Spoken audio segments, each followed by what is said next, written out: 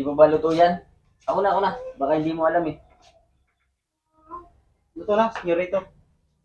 Tandaan mo, dito sa Maynila, jurisdiction kita. Kahit anong gawin mo, o gagawin mo pa lang, kailangan alam ko. Opo, senyorito. Sadali lang. Alam mo, dito sa Maynila, hindi pwede ang tapang. Ang ginagamit dito, ulo. Naintindihan mo? Ba't hindi ka nakapagsalita? Ba't hindi ka magsalita? Palay. Yan yung sinasabi ko sa'yo. Dapat marunong kang mulatas dito sa Maynila. Sige, okay na yan. Kain na tayo.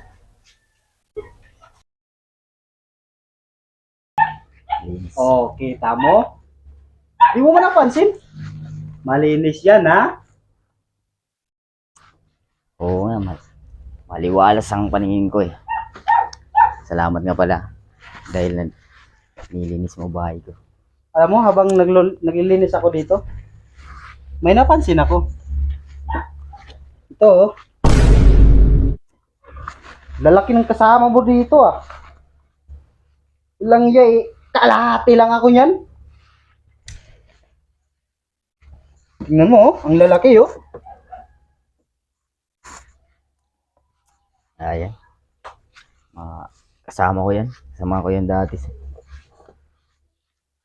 Alam mo, kahit saan magpunta yan, talagang babahayan niya ng mga balay. Tingnan mo, oh. Ang lalaki ng katawan, oh. Huwag mong gagawing biro yung mga nangyari sa amin ah. Dahil hindi mo alam anong nangyari sa amin doon. Sa Mindanao. Nagbibiro lang naman ako, eh. Kaya, bakit ka, ano bang nangyari sa kanila? Ikwento mo nga sa akin, ikwento mo nga. Pwede ba huwag na natin yung pag-usapan?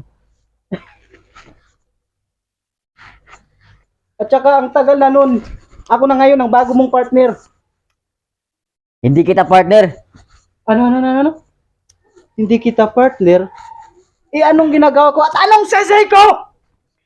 Kahit kailan hindi kita gagawing partner. Dahil gusto mo bang sabihin ko pa sa'yo? Ipinilit ka lang sa akin. Ipinilit? Alam mo kung sa medalya lang, parehas lang tayo. Hindi nakukuha sa medalya yan. Talagang hindi makukuha sa medalya yan. Alam mo ba kung saan makukuha yan? Sa katatinuan. Matino na akong matino. Pero sa pagiging pulis, hanggang dito lang kita. Alam mo kung ano ang bagay sa'yo? Janitor. Hanggang janitor ka lang. Janitor? Yan ba ang tingin mo sa akin kaya tagalinis ako ng bahay mo? Ha? Hindi mo ba ako titigilan? Talagang hindi kita titigilan. Hanggang hindi ka nagbabago. Gusto mo bang pagsubukan tayo? Sige, bumunot ka. Ano? Sige, barilin mo ako. Kung talagang napakalaki ng kasalanan ko sa'yo. Sige, putok mo na.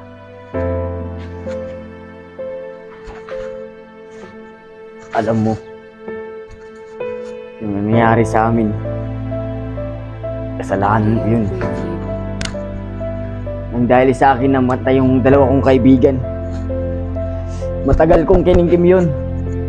Minsan sinisisi ko ang Diyos eh. Kung bakit binuhay niya pa ako.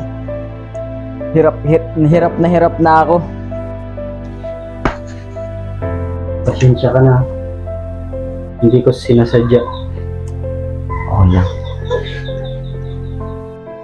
Alam ko naman, kahit anong gawin ko, hindi mo talaga ako gawing partner. Pero asahan mo, saan man tayo makarating, kasama mo ko.